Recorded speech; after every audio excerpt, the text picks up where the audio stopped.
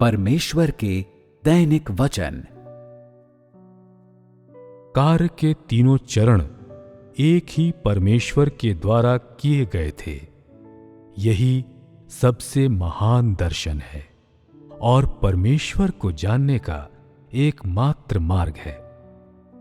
कार्य के तीनों चरण केवल स्वयं परमेश्वर के द्वारा ही किए गए हो सकते हैं और कोई भी मनुष्य इस प्रकार का कार्य उसकी ओर से नहीं कर सकता है। कहने का तात्पर्य है कि आरंभ से लेकर आज तक केवल परमेश्वर स्वयं ही अपना स्वयं का कार्य कर सकता था। यद्यपि परमेश्वर के कार्य के तीनों चरण विभिन्न युगों और स्थानों में किए गए हैं और यद्यपि प्रत्येक का कार्य भी अलग अलग है, किंतु यह सब कार्य एक ही परमेश्वर के द्वारा किया जाता है। सभी दर्शनों में यह सबसे महान दर्शन है जो मनुष्य को जानना चाहिए, और यदि यह पूरी तरह से मनुष्यों के द्वारा समझा जा सके तो वह अडिग रहने में समर्थ होगा। आज सभी संप्रदायों और पंथों द्वारा सामना की जा रही सबसे बड़ी समस्या यह है कि वे पवित्र आत्मा के कार्य को नहीं जानते हैं और पवित्र आत्मा के कार्य तथा ऐसे कार्य जो पवित्र आत्मा के नहीं हैं के बीच अंतर नहीं कर पा रहे हैं, और इसलिए वे नहीं बता सकते हैं कि कार्य का यह चरण भी कार्य के पिछले दो चरणों के समान यहोवा परमेश्वर के द्वारा किया गया है। यद्यपि लोग परमेश्वर का अनुसरण करते हैं, तब भी उनमें से अधिकांश लोग अभी भी यह बताने में समर्थ नहीं हैं कि क्या यही सही मार्ग है। मनुष्य चिंता करता रहता है कि क्या यही वह मार्ग है जो परमेश्वर स्वयं के द्वारा व्यक्तिगत रूप से अगुवाई से प्रदान किया जाता है, और क्या परमेश्वर का देह धारण एक वास्तविकता है। और जब इस तरह की बातें आती हैं तो अधिकांश लोगों को अभी भी कोई भनक तक नहीं है कि कैसे जाने। जो लोग परमेश्वर का अनुसरण करते हैं वे मार्ग का निर्धारण करने में असमर्थ होते हैं, और इसलिए जो संदेश बोले जाते हैं उनका इन लोगों में आंशिक प्रभाव पड़ता है और पूरी तरह से प्रभावशाली होने में असमर्थ रहते हैं, और इसलिए यह फिर ऐसे लोगों के जीवन को प्रभावित करता है। यदि मनुष्य कार्य के तीनों चरणों को देख सकता कि वे विभिन्न समयों, स्थानों और लोगों में परमेश्वर स्वयं के द्वारा किए गए हैं, तो मनुष्य यह देखेगा कि यद्यपि कार्य भिन्न हैं, तब भी यह सब एक ही परमेश्वर के द्वारा किया गया है। चूंकि यह कार्य एक ही परमेश्वर के द्वारा किया जाता है, तो इसे सही और बिना गलती का अवश्य होना चाहिए। और यद्यपि यह मनुष्यों की धारणाओं से विषम है, तो इस बात से कोई इनकार नहीं कि यह एक ही परमेश्वर का कार्य है। यदि मनुष्य निश्चित होकर कहे कि यह एक ही परमेश्वर के द्वारा किया गया कार्य है, तो मनुष्यों की धारणाएं मात्र तुच्छ और उल्लेख किए जाने के अयोग्य हो जाएंगी,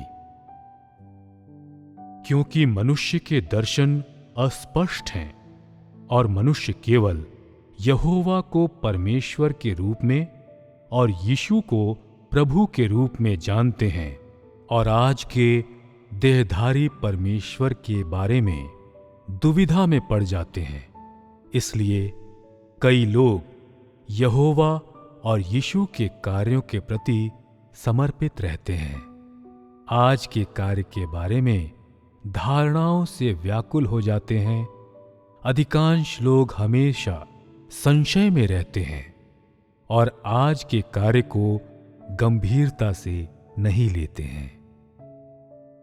मनुष्यों को कार्य के अंतिम 2 चरणों के बारे में कोई धारणाएं हैं जो कि अदृश्य थीं। यह इसलिए है क्योंकि मनुष्य इन पिछले दोनों चरणों की वास्तविकता को नहीं समझता है और व्यक्तिगत रूप में उनका साक्षी नहीं रहा था। यह इसलिए है क्योंकि उन्हें देखा नहीं जा सकता है कि मनुष्य जैसा पसंद करता है वैसी ही कल्पना करता है, इस बात की परवाह किए बिना कि वह क्या जुटाता है। इसे सिद्ध करने के लिए कोई तथ्य और सुधारने के लिए कोई नहीं है। मनुष्य नकारात्मक परिणामों के बारे में चिंता किए बिना और अपनी कल्पना को मुक्त रूप से दौड़ने देते हुए अपनी प्राकृतिक सहज प्रवृत्ति को खुली छूट दे देता है, क्योंकि इसे सत्यापित करने के लिए कोई तथ्य नहीं है और इसलिए मनुष्य की कल्पनाएं वास्तविकता बन जाती हैं, इस बात की परवाह किए बिना कि उनका कोई सबूत है या नहीं। इस प्रकार मनुष्य अपने मन में अपने स्वयं के कल्पित परमेश्वर को मानने लगता है और वास्तविक परमेश्वर को नहीं खोजता है। यदि एक व्यक्ति का एक प्रकार का विश्वास है तो 100 लोगों के बीच 100 प्रकार के विश्वास होंगे।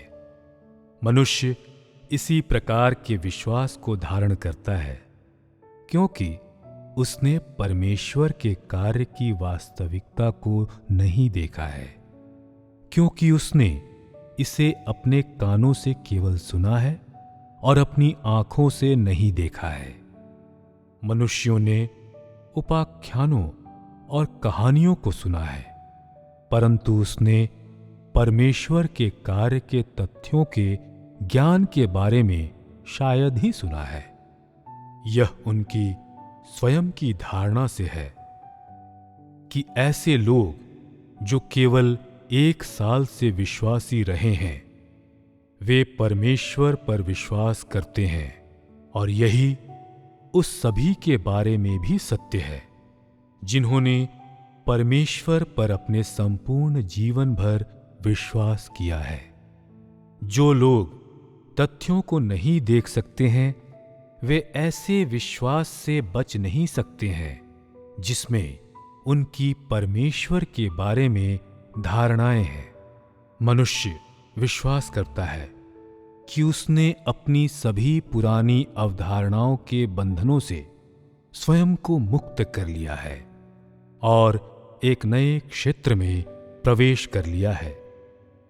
क्या मनुष्य नहीं जानता है कि उन लोगों का ज्ञान जो परमेश्वर का असली चेहरा नहीं देख सकते कुछ नहीं बल्कि केवल धारणाएं और अफवाहें हैं? मनुष्य सोचता है कि उसकी धारणाएं सही हैं और बिना गलतियों की हैं, और सोचता है कि ये धारणाएं परमेश्वर की ओर से आती हैं। आज जब मनुष्य परमेश्वर के कार्यों को देखता है वह उन धारणाओं को छोड़ देता है जो कई सालों से बनी हुई थीं। अतीत की कल्पनाशीलताएं और विचार इस चरण के कार्य में अवरोध बन गए और मनुष्य के लिए इस प्रकार की धारणाओं को जाने देना और इस प्रकार के विचारों का खंडन करना कठिन हो जाता है। इस कदम दर कदम कार्य की ओर उन कई लोगों की धारणाएं जिन्होंने आज तक परमेश्वर का अनुसरण किया है बहुत ही कष्टदायक हो गई हैं, और इन लोगों ने देहधारी परमेश्वर के प्रति धीरे धीरे एक हठी शत्रुता बना ली और उनके इस घृणा का स्रोत मनुष्य की धारणाएं और कल्पनाएं हैं। यह ठीक ठीक इसलिए है क्योंकि तथ्य मनुष्य को उसकी कल्पनाशीलताओं की लगाम को खुली छूट देने की अनुमति नहीं देते हैं और इसके अलावा मनुष्य के द्वारा आसानी से खंडित नहीं किए जा सकते हैं और मनुष्यों की धारणाएं और कल्पनाशीलताएं तथ्यों के अस्तित्व को बहा नहीं सकती हैं।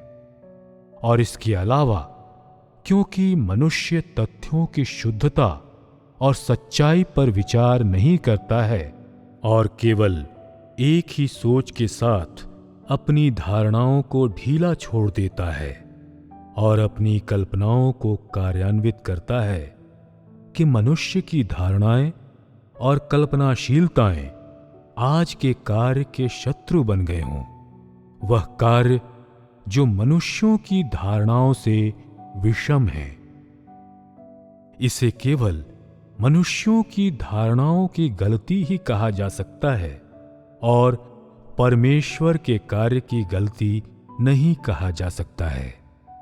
मनुष्य जो चाहे वो कल्पना कर सकता है, परंतु वह परमेश्वर के कार्य के किसी भी चरण या इसके छोटे से भी अंश के बारे में स्वतंत्र रूप से विवाद नहीं कर सकता है। परमेश्वर के कार्य का तथ्य मनुष्यों के द्वारा अनुलंघनीय है।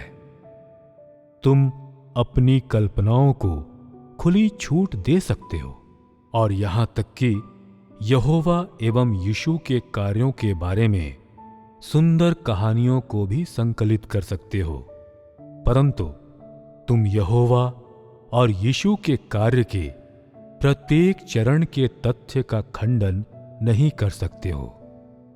यह एक सिद्धांत है और एक प्रशासकीय आदेश भी है और तुम लोगों को इन मामलों के महत्व को समझना चाहिए। मनुष्य यह विश्वास करता है कि कार्य का यह पड़ाव मनुष्यों की धारणाओं के साथ असंगत है और यह कि यह कार्य के पिछले 2 चरणों का मामला नहीं है। अपनी कल्पना में मनुष्य यह विश्वास करता है कि पिछले दोनों चरणों का कार्य निश्चित रूप से वही नहीं है जैसा कि आज का कार्य है। परंतु क्या तुमने कभी यह ध्यान दिया है कि परमेश्वर के कार्य के सिद्धांत सब एक ही है? यह कि उसका कार्य हमेशा व्यवहारिक होता है और यह कि युगों की परवाह किए बिना यहां हमेशा ऐसे लोगों की भरमार होगी जो उसके कार्य के तथ्य का प्रतिरोध और विरोध करते हैं।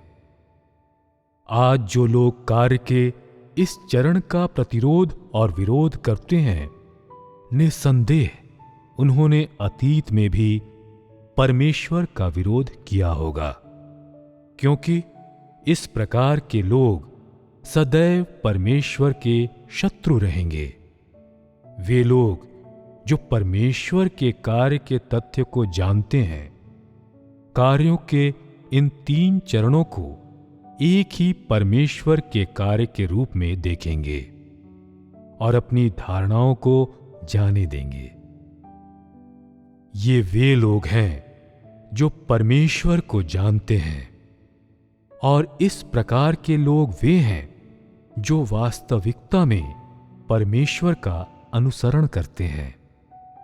जब परमेश्वर के प्रबंधन का संपूर्ण कार्य समाप्ति के निकट होगा, तो परमेश्वर प्रत्येक वस्तुओं को उनके प्रकार के आधार पर श्रेणीबद्ध करेगा। मनुष्य रचयिता के हाथों से रचा गया था और अंत में उसे मनुष्य को पूरी तरह से अपने प्रभुत्व के अधीन अवश्य लौटा देना चाहिए। कार्य के 3 चरणों का यही निष्कर्ष है। अंत के दिनों में कार्य का चरण और इस्राएल एवं यहूदा में पिछले 2 चरण संपूर्ण ब्रह्मांड में परमेश्वर के प्रबंधन की योजना के हिस्से हैं।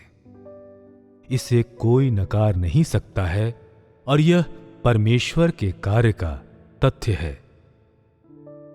यद्यपि लोगों ने इस कार्य का ज्यादा अनुभव या साक्ष्य नहीं किया है, परंतु तथ्य तब भी तथ्य ही हैं और यह किसी भी मनुष्य के द्वारा नकारा नहीं जा सकता है।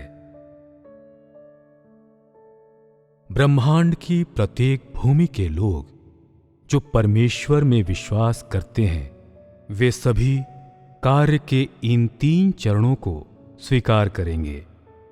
यदि तुम केवल कार्य के किसी एक विशेष चरण को ही जानते हो और कार्य के अन्य 2 चरणों को नहीं समझते हो, अतीत में परमेश्वर के कार्यों को नहीं समझते हो, तो तुम परमेश्वर के प्रबंधन की समस्त योजना के संपूर्ण सत्य के बारे में बात में असमर्थ हो और परमेश्वर के बारे में तुम्हारा ज्ञान एक पक्षीय है, क्योंकि परमेश्वर पर तुम्हारे विश्वास में तुम उसे जानते या उसे समझते नहीं हो और इसलिए तुम परमेश्वर की गवाही देने के लिए उपयुक्त नहीं हो।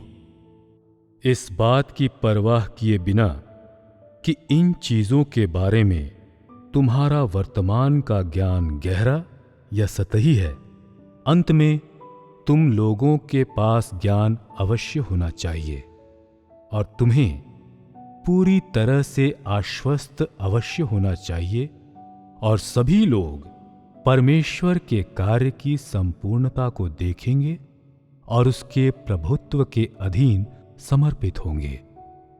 इस कार्य के अंत में सभी संप्रदाय एक हो जाएंगे, सभी प्राणी रचयिता के प्रभुत्व के अधीन वापस लौट जाएंगे, सभी प्राणी एक ही सच्चे परमेश्वर की आराधना करेंगे और सभी पंथ समाप्त हो जाएंगे और कभी प्रकट नहीं होंगे।